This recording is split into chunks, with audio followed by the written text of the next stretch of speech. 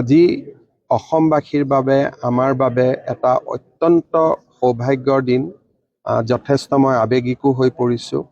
আমি সকলোৱে জানো মহাপুৰুষ শ্ৰীমন্ত শংকৰদেৱৰ তত্বাৱধানত মথুৰা দাস বুঢ়াআতা আৰু সকলো সেই সময়ৰ তেখেতৰ শিষ্যসকলে লগ লাগি বৃন্দাবনী বস্ত্ৰখন প্ৰস্তুত কৰিছিলে।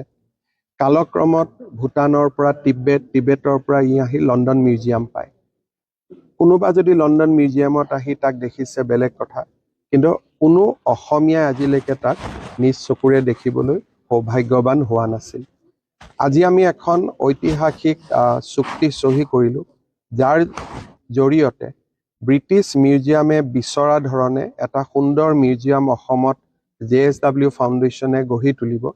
JSW ফাউণ্ডেশ্যন জিন্দাল গ্ৰুপৰ তেখেতসকলৰ মাতৃ সাবিত্ৰী জিন্দাল অসমৰ তিনিচুকীয়াৰ ছোৱালী আছিলে।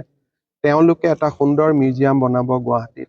ব্ৰিটিছ মিউজিয়ামে তাক পৰীক্ষা কৰিব আৰু যেতিয়া তেওঁলোকে দেখিব যে এই মিউজিয়ামটোত আমি same temperature, same humidity, same lighting আমি ৰাখিব পাৰিম বৃন্দাবনী বস্ত্ৰখন, যাতে ই ফ্ৰেজাইল হৈ নাযায়, বেয়া হৈ নাযায়, তেতিয়া তেওঁলোকে আমাক বস্ত্ৰখন আনিবলৈ অনুমতি দিব। আমি ভাবোঁ যে মিউজিয়াম আমি 2027 চনৰ আগভাগত সম্পূৰ্ণ কৰিম আৰু 2027 চনত বৃন্দাবনী বস্ত্ৰ আমি অসমলৈ প্ৰদৰ্শনৰ বাবে লৈ যাব পাৰিম।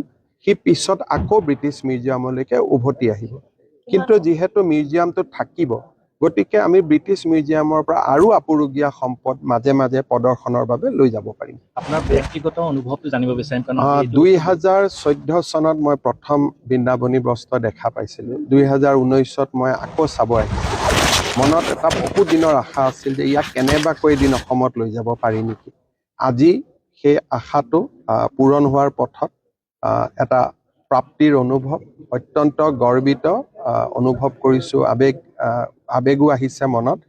আৰু অসমত মই নিশ্চিত যে এই বৃন্দাবনী বস্ত্ৰখন দেখাৰ পিছত অসমৰ মানুহেও মহাপুৰুষ শ্ৰীমন্ত শংকৰদেৱক আকৌ এবাৰ নতুনকৈ নিজৰ হৃদয়ত স্থাপন কৰিব। তেখেতক আমি জানো কীৰ্তনৰ মাজেৰে, আমি তেখেতক গুণমালাৰ জৰিয়তে জানো, নৱবৈষ্ণৱ ধৰ্মৰ জৰিয়তে জানো, সত্ৰৰ জৰিয়তে, ভাওনাৰ জৰিয়তে।